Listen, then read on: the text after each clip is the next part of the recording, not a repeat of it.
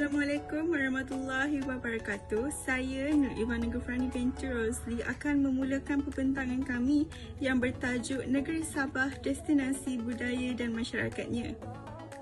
Saya akan memulakan dengan sedikit pengenalan mengenai Sabah.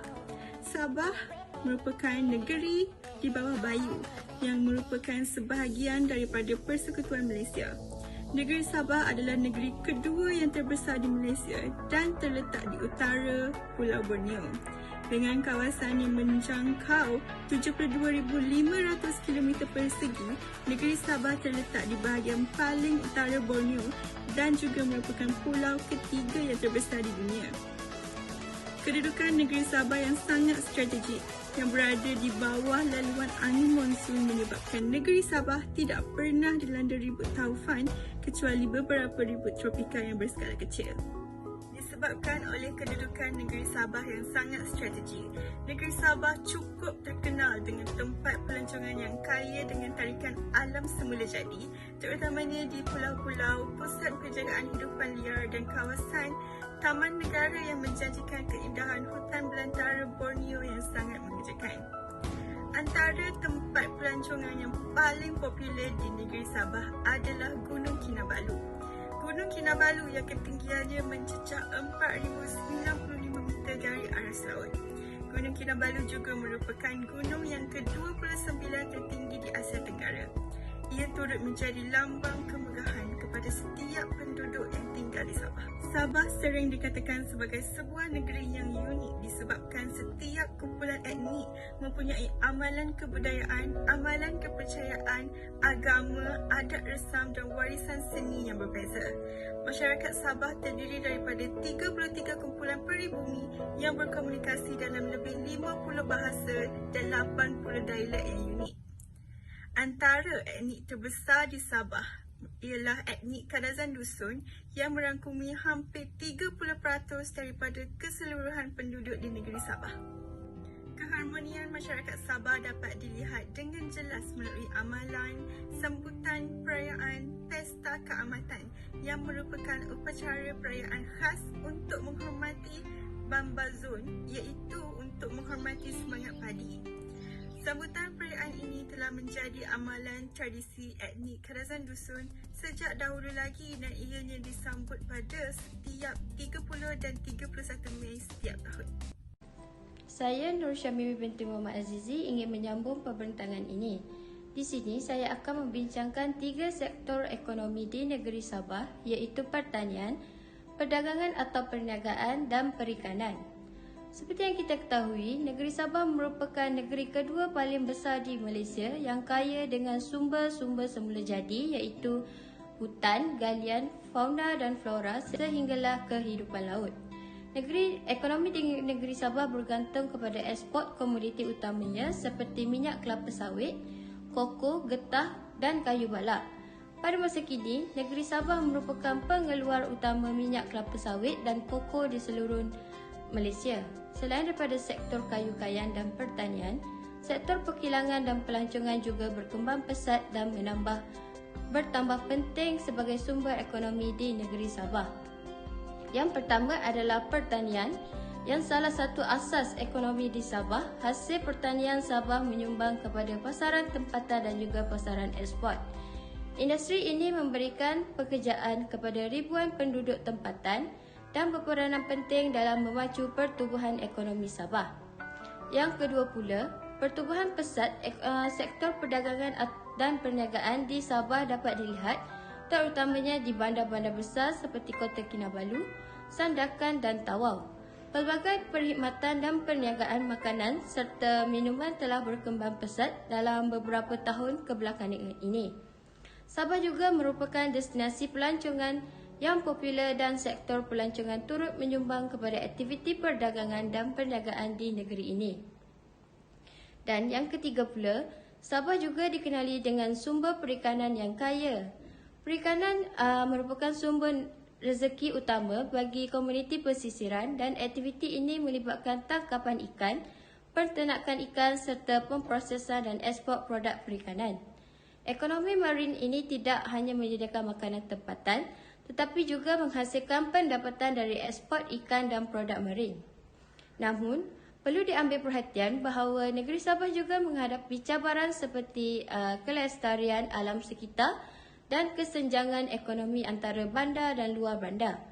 Walau bagaimanapun, dengan pelbagai usaha pembangunan dan peningkatan pendidikan, Sabah terus berusaha untuk menjadi negeri yang lebih berdaya saing dan lestari dalam ekonomi Malaysia.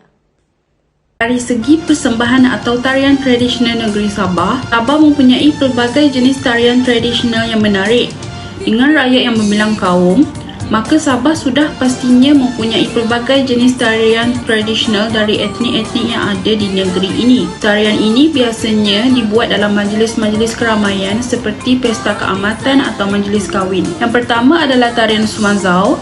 Tarian Sumazau merupakan salah satu tarian yang sering dipersembahkan ketika perayaan dan juga majlis-majlis tertentu seperti sambutan perayaan pesta menuai atau pesta keamatan, majlis perkahwinan, majlis keramaian yang lain dan sebagainya. Namun, ada juga yang mengatakan bahawa tujuan asal tarian ini adalah untuk menyambut kedatangan Bambazon, iaitu semangat padi. Tarian ini biasanya ditarikan oleh suku kaum Kadazan Dusun yang terdiri daripada penari lelaki dan juga perempuan dengan memakai pakaian tradisional suku kaum mereka. Tarian ini juga ditarikan sambil diiringi dengan paluan gong yang mana ianya menggunakan 6 buah gong berlainan saiz. Pada masa ini, tarian Sumazau telah menjadi salah satu tarian yang utama di Sabah dan ramai masyarakat Sabah yang bukan dari suku kaum Kadazan Dusun dapat menarikan tarian ini ketika majlis-majlis keramaian. Seterusnya adalah tarian Magunatip. Magunatip juga dikenali sebagai tarian bambu. Secara tradisinya dipersembahkan sebagai tarian kemenangan untuk meraihkan kumpulan-kumpulan perang atau pemburu kepala musuh yang berjaya apabila pahlawan-pahlawan etnik Murut kembali daripada memburu kepala musuh dahulunya. Perkataan Magunatip diambil daripada perkataan Atip bermaksud menekan dua permukaan bersama. Mereka yang betul-betul berani menyertai tarian yang mendebarkan ini mesti mempunyai kemahiran dan ketangkasan melompat dan meletakkan kaki mereka di antara batang-batang bambu yang diketip tanpa terperangkap. Tarian ini biasanya hanya menggunakan buluh sebagai alat untuk menghasilkan muzik serta iramanya dan ianya tidak memerlukan alat muzik iringan yang lain. Biasanya, tarian ini akan ditarikan ketika majlis-majlis tertentu seperti majlis keramaian dan ia sememangnya menjadi salah satu tarikan kepada para pelancong dari dalam dan luar negara. Yang terakhir adalah tarian Igal-Igal.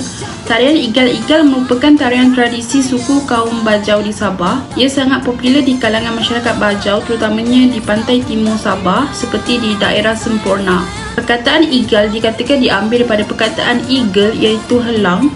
Oleh itu, gerak tarian igal adalah seperti gerakan helang.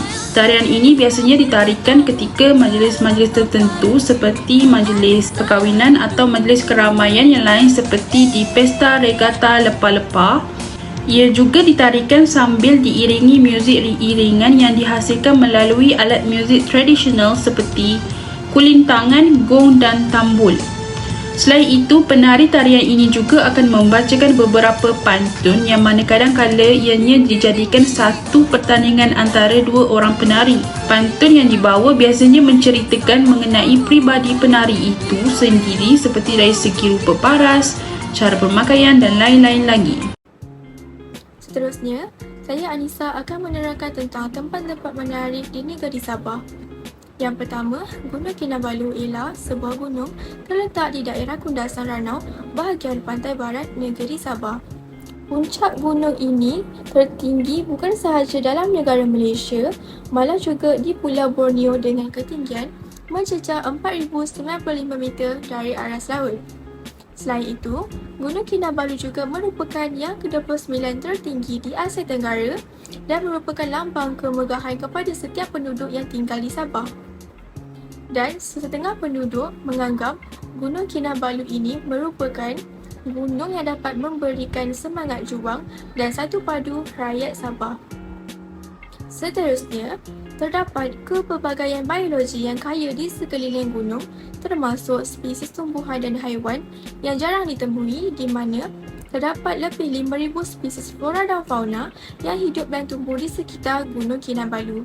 Selain keindahannya yang menakjubkan, Gunung Kinabalu menawarkan pengalaman pendakian yang mencabar dan menggembirakan. dengan pemandangan yang menakjubkan sepanjang perjalanan. Bukan itu sahaja, para pengunjung boleh singgah ke mata air panas Boring yang berdekatan di mana menawarkan pengalaman santai selepas mereka mendaki dengan mata air panas semula jadi dan mandian yang menyegarkan.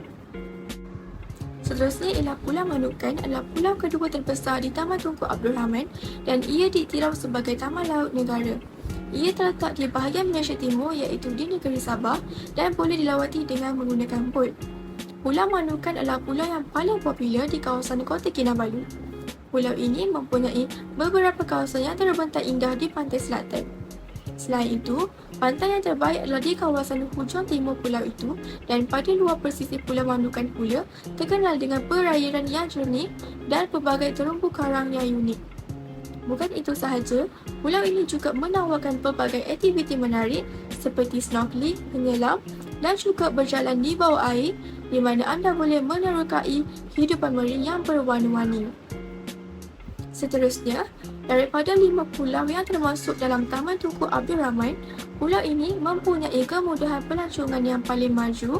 Sebagai contoh, mempunyai 20 unit chalet, rumah kelab, pusat menyelam dan beberapa restoran yang menyajikan pilihan makanan laut yang segar. Seterusnya, kesedam indah di Teluk Nikas Masjid Bandaraya Kota Kinabalu Sabah menarik perhatian ramai pengunjung dengan keunikan seni binanya. Ini disebabkan masjid di Jalan Pasir ini dibina di dalam kolam buatan manusia sekaligus memberi ilusi seolah-olah terapung dan dikelilingi air. Lebih menarik, ia terletak di kawasan pesisiran pantai dengan pemandangan laut di Teluk Nikas.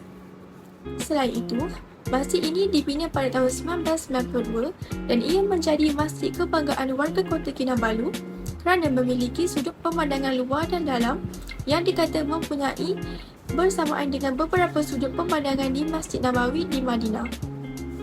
Selain itu, ia bukan sekadar tempat beribadah, malah turut menjadi ikon pelancongan terutamanya kepada pecinta seni bina tempatan dan juga luar negara. Selamat sejahtera kepada para penonton sekalian. Saya Angela Sarah akan meneruskan subtopik seterusnya iaitu makanan tradisional di negeri Sabah. Sabah merupakan salah satu negeri di Malaysia yang kaya dengan kepelbagaian budaya dan masakan. Masyarakat di negeri Sabah terdiri daripada berbagai etnik dan suku yang mencipta pelbagai hidangan tradisional yang unik. Berikut merupakan beberapa contoh makanan tradisional yang popular di kalangan masyarakat Sabah. Pertama, Hinava Ginapan atau dikenali Hinava yang merupakan makanan tradisional bagi masyarakat kaum Kadazan Dusun. Hidangan ini terdiri daripada isi ikan segar, biji buah bambangan, cili padi, bawang dan halia serta limau nipis. Fakta menarik tentang Hinava ini ialah ikan yang digunakan tidak perlu direbus terlebih dahulu kerana ianya akan masak secara semula jadi menggunakan perahan jus limau tersebut. Okay guys, jom hari ni kita nak buat makanan orang Borneo. Jarang kita dapat buat resepi daripada belah-belah Borneo Jom hari ni kita buat umai ataupun ada juga orang panggil sebagai Hinava. Okay, untuk ini kita akan gunakan ikan tenggiri dan kita ambil isi dia. Kita asingkan daripada tulang, kita asingkan juga daripada kulit. Okay, isi yang telah kita asingkan ni kita akan hiriskan dia secara kecil-kecil dan kita akan campurkan dengan bahan perapan yang lain. Selain daripada ikan tenggiri, ikan bawal hitam boleh, nak pakai ikan merah pun boleh. Tapi kalau boleh memang kena guna ikan yang fresh, barulah rasa umai ni jadi lebih sedap. Okay, dekat bahagian tulang masih ada isi, kita korek bagi habis. Okay, gunakan 5 kasturi lebih kurang dalam 20 biji. Okay, kita ambil jus dia saja. Okay, 5 kasturi ni, awak cakap jus ni akan menyebabkan proses pemasakan kepada ikan secara semula jadi. Sebab kandungan asid dalam limau akan menyebabkan ikan tu masak. Okey, kita tapiskan, kita masak, perapkan dia 15 minit. Kita boleh tengok nanti colour dia bertukar sedikit putih. Okey, sediakan bahan-bahan lain seperti bawang merah, kita chopkan kita punya halia, kemudian kita akan potong hiriskan kita punya lada merah yang kita buangkan biji, kemudian kita akan hiriskan dia secara kecil-kecil. Okey, untuk rasa yang lebih pedas, anda boleh letakkan cili padi dan kita akan tumbukkan menggunakan lesung batu. Kemudian kita akan masukkan ke dalam ikan. Kita tengok ikan tu dah mula bertukar warna kan, ada warna putih sikit. So maksudnya proses pemasakan dah bermula kat situ. Campurkan bahan-bahan yang lain, kita campurkan semua termasuklah cili padi tadi dan kita akan kacaukan. Okey, kita letakkan juga garam, kita letakkan sedikit gula. Okey, kemudian kita akan letakkan kulit limau kasturi tu sedikit dalam tu, kacaukan dan kita akan biarkan dia dalam 2-3 jam atau biar semalaman di dalam gas. Barulah kita makan. Okey, umai ni sedap kalau makan dengan nasi pun okey, kalau nak makan macam tu saja pun dah okey.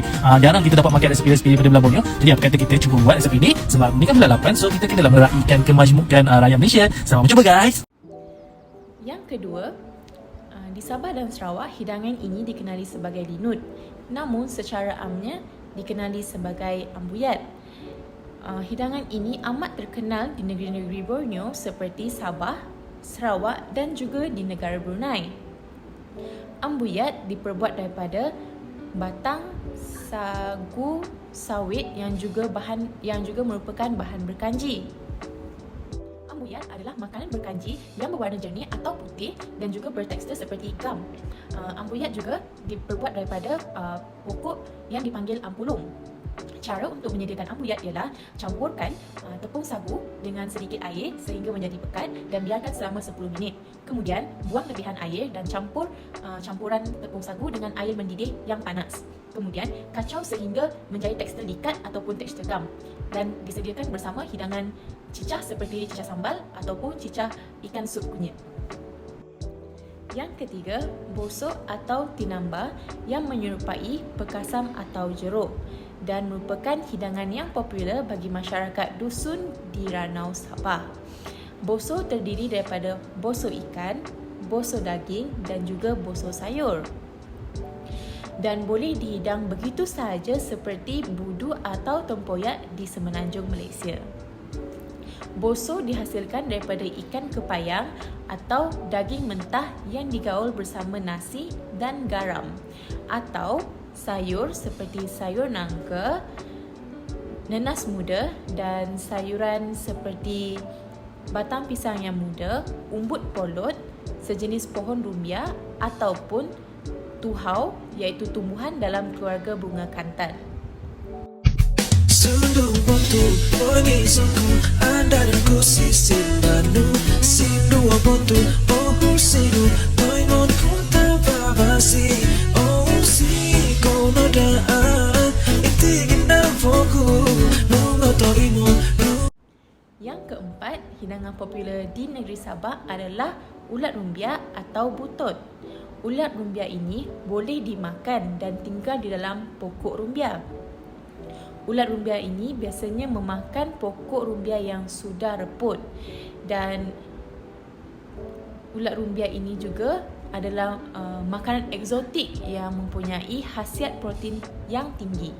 Untuk mendapatkan rumbia, pokok rumbia akan ditebang terlebih dahulu dan dibiarkan selama sebulan atau lebih untuk mendapatkan hasilnya.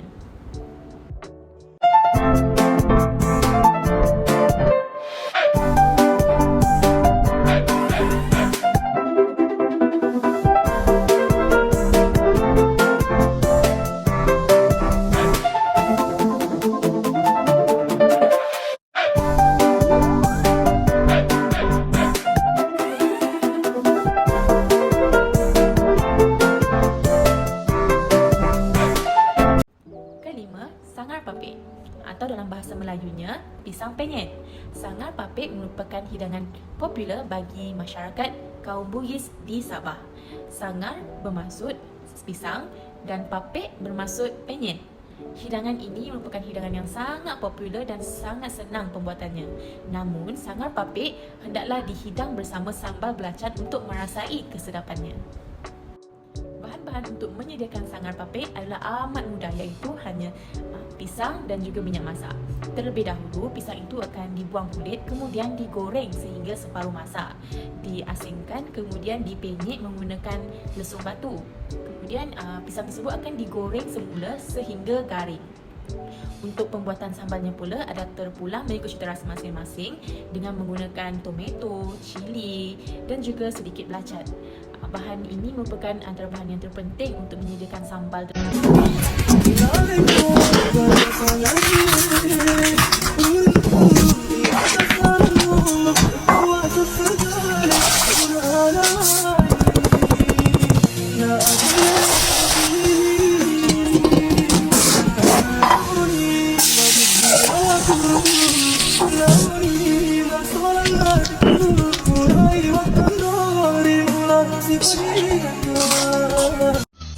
Sebagai penutup, pengalaman hubungan etnik di Sabah membuktikan meskipun mereka terdiri daripada pelbagai masyarakat, kepercayaan dan juga budaya, tidak menjadi batu penghalang untuk mereka terus menjalin hubungan yang harmonis.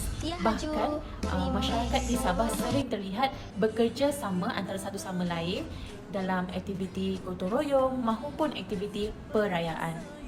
Akhir kata, raikan perbezaan masyarakat di negara kita dan hormatilah antara sesama kita. Sekian, terima kasih.